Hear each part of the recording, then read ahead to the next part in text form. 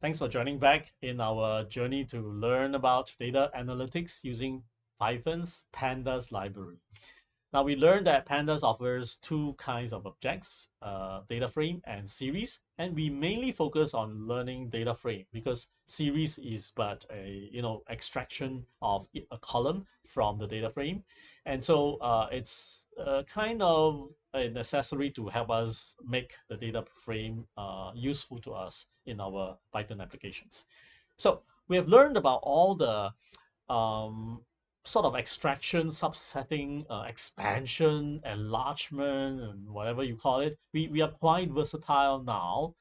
And what we like to do is, in this video discussion, is a very magical thing that Pandas offers. And this discussion is about programmable content transformation. Now, in this topic, what we are going to do is to try to apply some sort of a transformation. And by transformation, we just means modification. A standard modification may or may not depend on the value of the cell of the content. And then mechanically, apply across the entire set of cells, whether it is column, row, or entire data frame. Now, normally when we have this kind of need, the goal, the programmatic goal, one quick idea that comes along is, for loop. Just loop through for each cell in a series, like here, right? For each cell in a series, perform the transformation. What is the transformation? We'd like to change each cell based on inverting it, like 10 minus the content of the cell. Something simple, right? So 3 becomes 7, 7 becomes 3, 4 becomes 6, like that. This is a very simple but frequently encountered processing logic, right? So one quick idea for each cell in the series. But that is actually very lengthy, right? It's going to make the 4 a very prominent figure. It's almost like 4 is the topic of discussion. You're emphasizing the looping nature of this processing, when actually in data analytics, this is just one of the little data massage function that we just like to get it done and dealt with, right? So the focus is actually on the data, not the for loop. And how do we do that? So we're not saying we can do or cannot do. Both ways can do the right thing.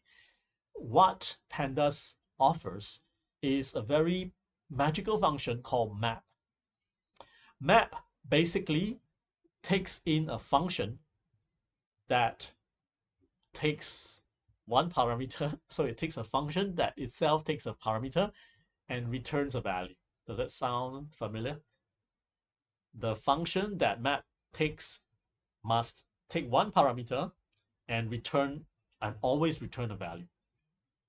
Yes, we can do it with lambda, because lambda is precisely that kind of quick and dirty function that is defined just to give a value, and then we forget about it, right? So we don't really, although we are not forbidden from, but we don't really have to def map function, then put the map function name there.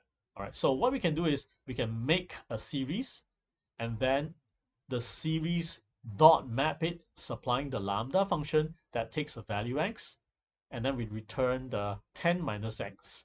Automatically, dot map will have an internal for loop to loop through all, and then pick out the value, substitute in x, calculate, rewrite over the same cell, and then do it for the rest. Neat, because it's one-liner. Again, not trying to emphasize that one-liner means better, but it is emphasizing on, I am mapping this function over the data of SS6 underscore B. So it is really data first, calculation second. Whereas if you write a for cell in SS6 underscore B, cell equals to 10 minus cell, then you're really talking about for as the main actor. And that is not saying that it doesn't work. It works, but it's not saying the right focus, right? And it's also a two-liner. All right, so that is for series. In data frame, we can also do the same, right? Except just to disambiguate from series, the data frame has got two kinds of map. All right. The programmers of pandas have chosen to call the map equivalent in data frame apply map. Why is that so? Because in data frame it's two-dimensional.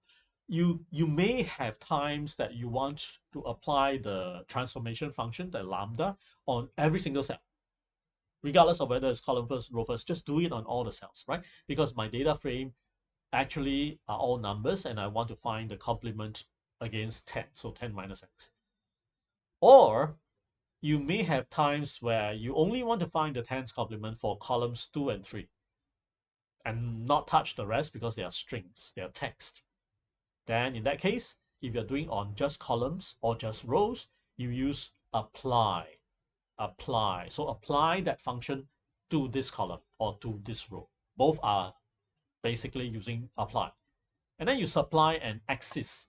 Axis, axis if it is not supplied, then it is basically column. So every time apply sets a data into the lambda, it is going to be column. So it goes by column A, put inside column callback, right?